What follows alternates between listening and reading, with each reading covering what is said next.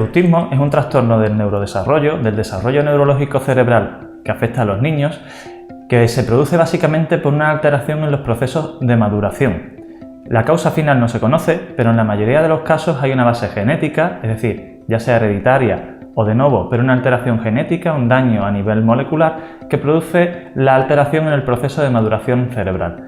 Esto afecta a una serie de áreas cerebrales que son las que regulan el funcionamiento de los mecanismos de modulación de las relaciones sociales, del contacto personal y de la flexibilidad mental. Esto es algo más complicado de lo que os estoy explicando, pero básicamente ese es el origen principal. Un trastorno del neurodesarrollo derivado de un trastorno en la alteración genética que produce en la mayoría de los casos una afectación del desarrollo cerebral.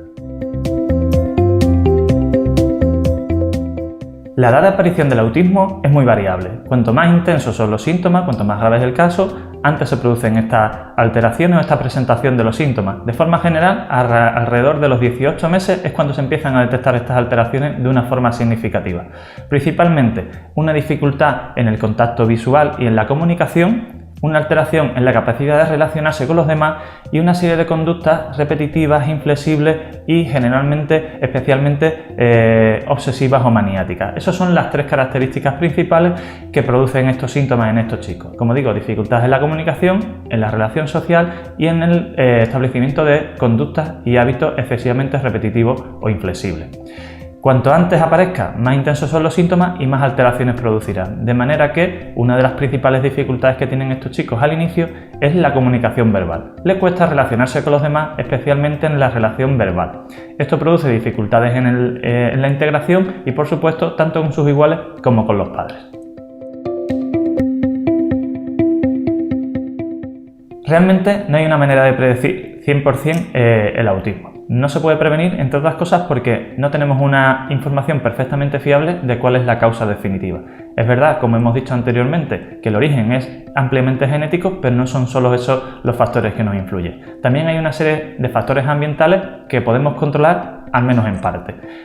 El tipo de alimentación, el tipo de consumo de sustancias durante el embarazo, tenemos que evitar situaciones que produzcan riesgo o alteraciones, como pueden ser el consumo de alcohol, de drogas, la exposición a contaminantes. Ese tipo de situaciones son fácilmente prevenibles y pueden disminuir el riesgo.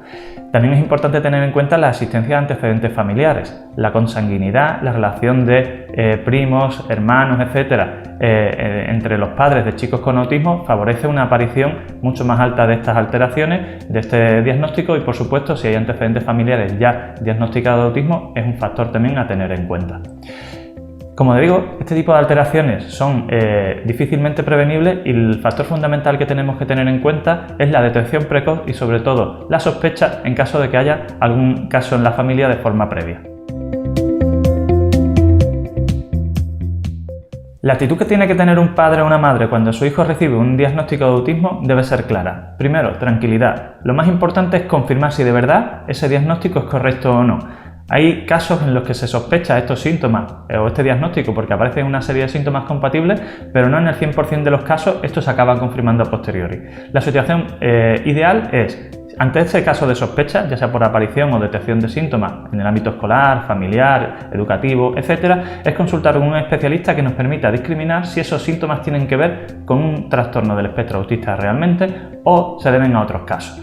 Son frecuentes los chicos en los que de pequeños pueden tener síntomas que simulan o que parecen cuadros de trastorno del espectro autista que posteriormente no se acaban confirmando, sino que lo que van desarrollando durante el tiempo y conforme van creciendo son trastornos del aprendizaje verbal, trastornos por déficit de atención o dificultades de desarrollo psicomotor que no son realmente graves y que se van solucionando con la edad.